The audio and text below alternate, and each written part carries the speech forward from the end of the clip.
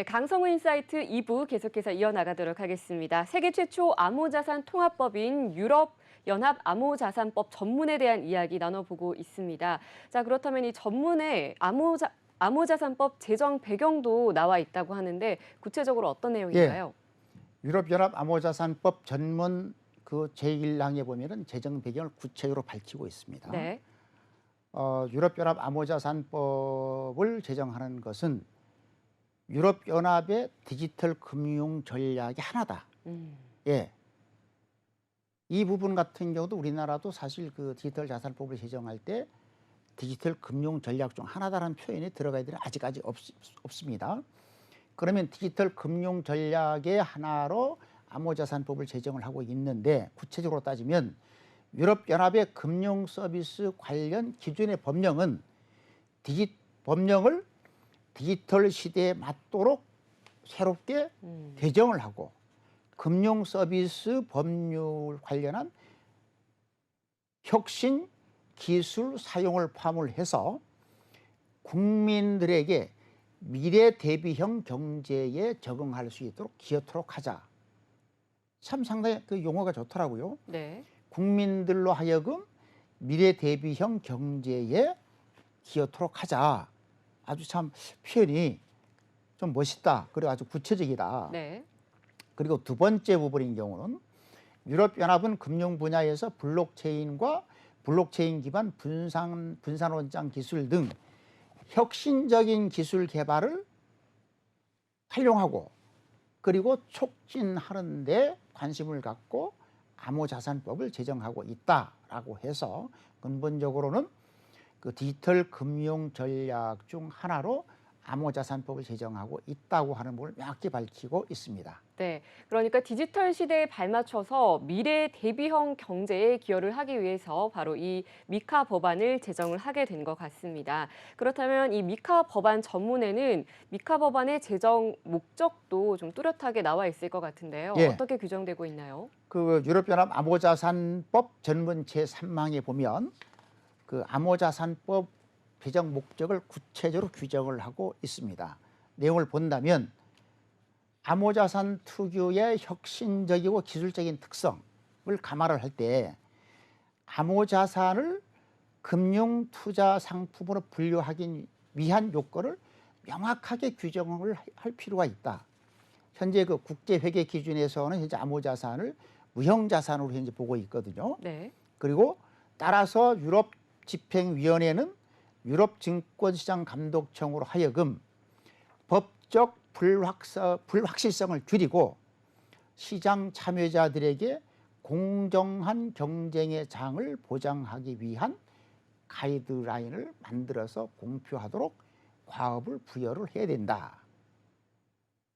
하지만 현재 대부분의 암호자산 금융 서비스 관련 법률에 보면은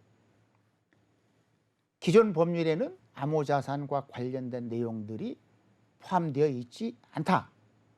따라서 그 암호자산 거래소 또는 이제 그 스테이블 코인과 같은 교환 서비스, 커스터디와 같은 수탁 등 현재 유럽연합의 어떤 법령에도 보면은 암호자산 관련 서비스 규정이 없다.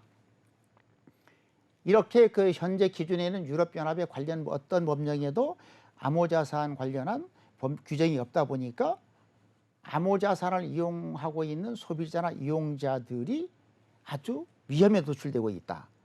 그리고 이러한 규정의 부재로 인해서 시장의 조작, 불공정 행위죠.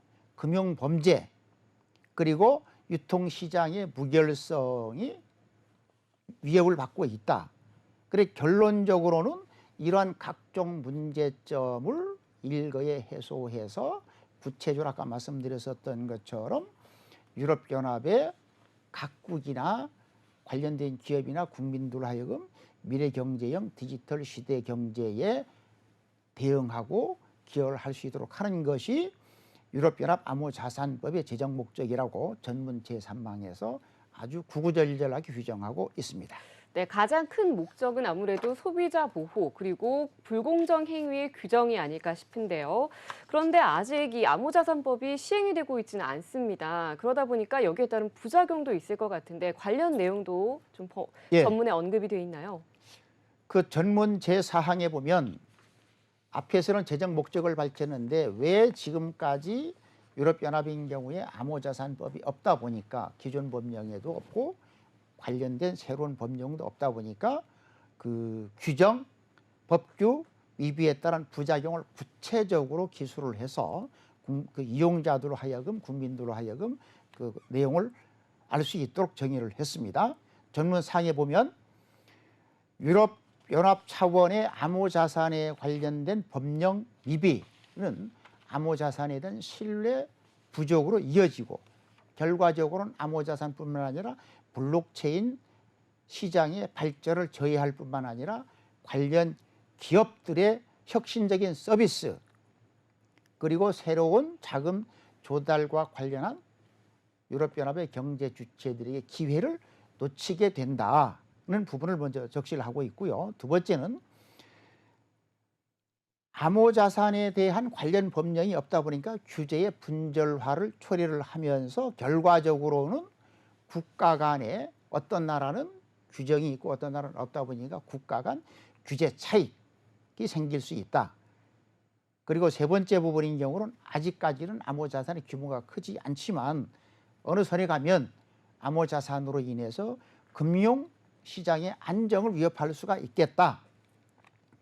그리고 궁극적으로는 보면 현재 암호자산의 시장을 전반적으로 그 성장 동향을 보면 어느 선에 가면은 많은 소비자들이 암호자산 이용을 광범위하게 많아지면서 그 수용될 많은 유럽연합의 국민들이 암호자산을 이용할 가능성이 높기 때문에 궁극적으로는 이런 제반 부정적인 규정들 내용들을 하루속히 없애기 위해서 암호자산법을 제정을 하고 있다고 하는 부분을 그 사시역의 전문 제4항에 규정하고 있습니다. 네, 저희가 이야기를 나누는 동안 보니까 유럽연합 암호자산 법안 전문 제4항까지 저희가 이야기를 자세히 다뤄봤는데요. 자, 그렇다면 이 암호자산법 제정이 시행될 경우에는 어떤 효과를 기대해 볼 수 있을까요? 예, 유럽연합 암호자산법이 시행된다면 아까 말씀드렸던 재정 목적 그리고 법이 없음을 한 그 부작용 이 같은 경우에서 이미 말씀을 드렸지만은 현재는 유럽연합의 어떤 법령에도 새롭게 출현한 블록체인 기반 분산원장 기술에 기반하고 있는 암호자산에 관련된 법령이 없기 때문에 소비자들은 투자자 보호에 위험에 노출이 되어 있고 기업들인 경우도 투자 위험뿐만 아니라 새로운 그 자금 조달 아울러서 새로운 사업 기회를 놓치고 있잖아요. 그걸 역으로 뒤져보면은 만약에 유럽연합이 내년도 4월 달에 투표를 거쳐서 세계 최초의 그 암호자산 통합법을 시행하게 된다면 첫 번째 부분인 경우는 우리나라에서도 문제가 되고 있는 불공정 거래가 금지가 되면서 투자자 보호가 된다. 투자자들이 안심하게 정보의 비대칭성들이 사라지면서 제대로 내용을 보고 투자를 할 수 있다. 안정적인 투자가 가능하다는 것이죠. 그리고 두 번째는 앞에서도 밝혔지만은 저렴한 비용, 단순한 과정 이런 효율적인 그 중소기업들의 자금 조달을 통해서 그 다양한 경제의 산업 생태계 성장에 도움을 줄 수가 있다는 것이죠.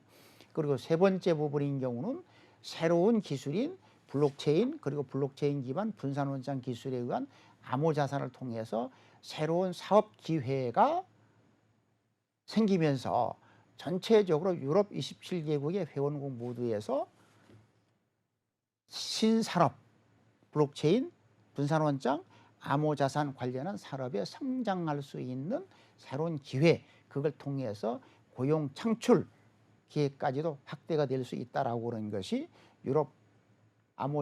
유럽연합의 암호자산법이 규정하고 있는 기대 효과나 목적이 되겠습니다. 네. 자, 그렇다면 이번에는 암호자산법의 방향성에 대해서 좀 살펴보도록 할 텐데요. 구체적으로 이 암호자산법이 어떻게 제정되고 또 언제 시행이 되어야 할까요?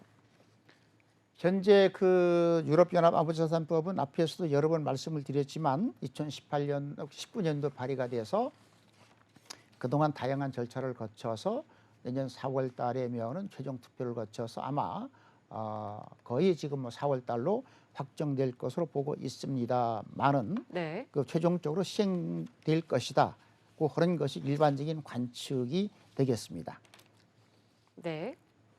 자, 그렇다면 다음 질문 한번 드려보도록 하겠습니다. 이 부분이 가장 중요한 포인트가 되지 않을까 싶은데요. 암호자산법의 적용 대상은 어떻게 되는지 구체적으로 예, 좀 유럽연합의 말씀해 암호자산법의 그 적용 대상을 본다면 네. 그 가장 큰 것이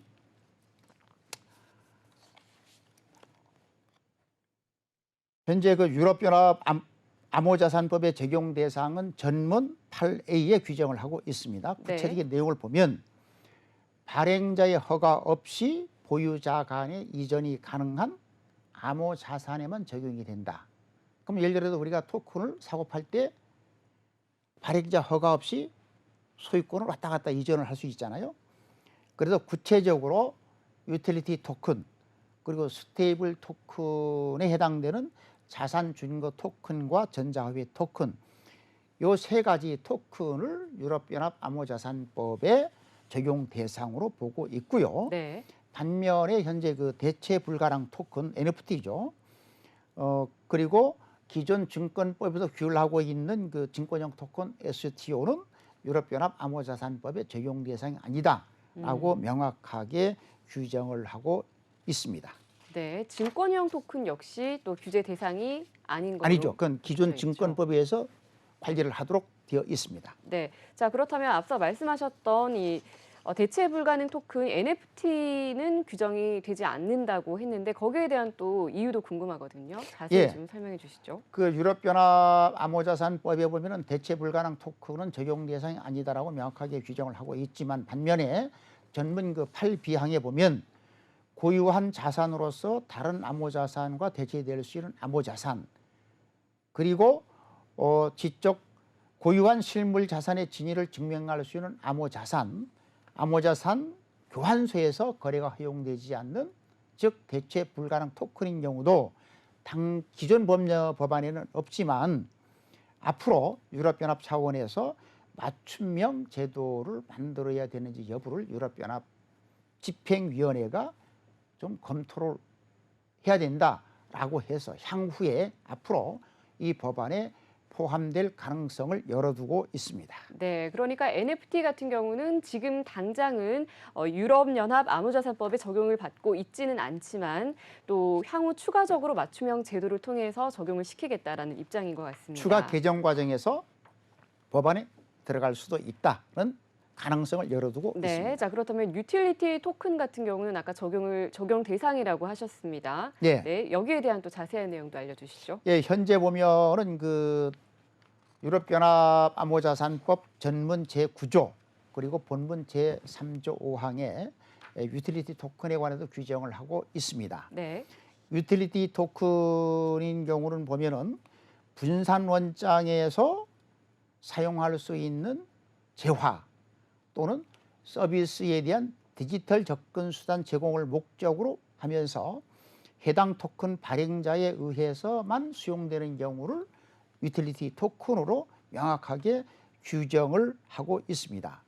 그래서 구체적으로 따지면 유틸리티 토큰은 디지털 플랫폼, 디지털 서비스 운영과 관련을 해서 비금융적 목적을 가지고 있으므로 별도 유형의 다시 말씀드리면 유틸리티 토큰으로 간주를 해야 되고 다만 유틸리티 토큰이라고 할지라도 그 서비스 접근 보장 사용 토큰, 고객 리워드 보상 토큰이죠.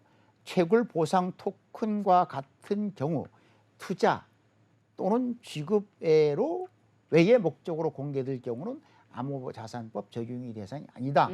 그래서 유틸리티 토큰의 적용 범위와 네.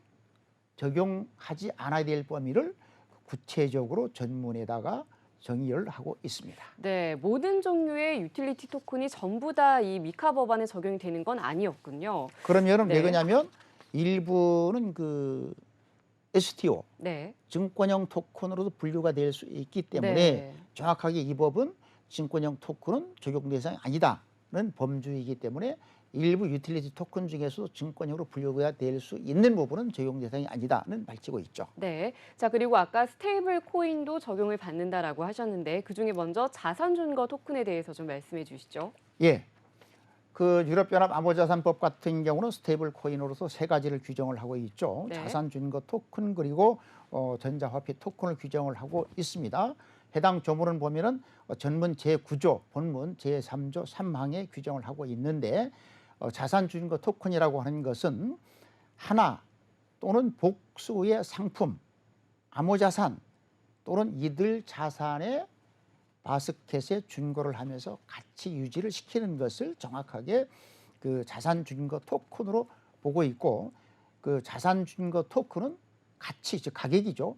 가격 안정, 유지를 통해서 보유자가 이를 상품이나 서비스 구입에 대한 용도가 서비스 구입 지급 수단 또는 가치 저장 수단으로 쓰는 것을 그 스테이블 코인 중 하나인 자산 준거 토큰으로 전문과 본문에 규정을 하고 있습니다. 네. 자, 그리고 아까 언급하셨던 내용 중에 스테이블 코인 중에 또 다른 코인이 바로 전자화폐 토큰이었거든요. 이 전자화폐 토큰도 마찬가지로 적용을 받는 거죠. 예, 그 스테이블 코인 중 하나가 전자화폐 토큰인데 역시 그 전문 제9조와 본문 제3조 4항에 전자화폐 토큰을 규정을 하고 있습니다.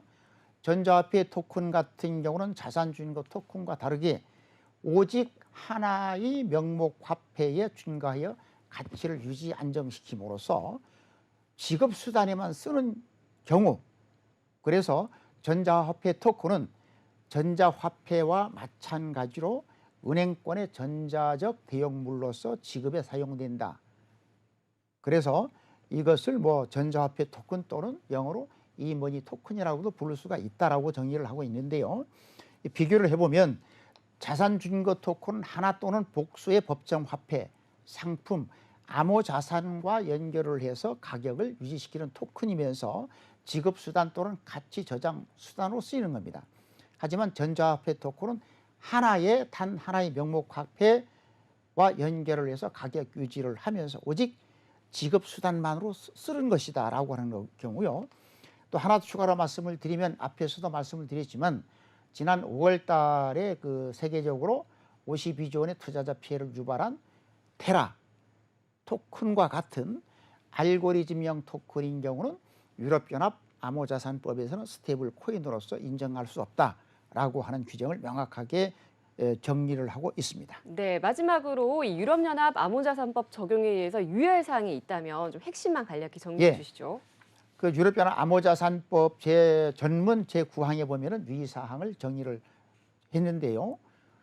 이 법에 적용을 받는 암호자산은 주로 새롭게 부상하는 혁신이 시장에서 어떻게 사용될지 예측할 수 없기 때문에 객관적인 기술 수준에 따라서 정의가 되어야 되고 그 기술과 관련된 사용 목적을 정의를 해야 된다. 그리고 두 번째는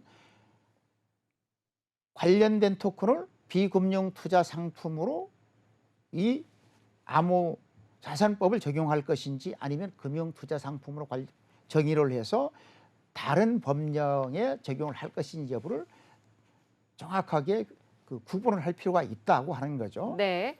그리고 구체적으로는 이 법을 통해서 투자의 유치, 빠른 발전, 소비자, 투자자 보호를 위해서 이 법이 집행되어야 한다는 부분을 강조하고 있습니다. 네, 이렇게 해서 유럽연합 암호자산법에 대한 자세한 내용을 통해서 가상자산 제도화에 대한 시사점을 모색해보는 시간 가져봤습니다. 강성우 인사이트 여기서 마치겠습니다. 시청해주신 여러분 고맙습니다.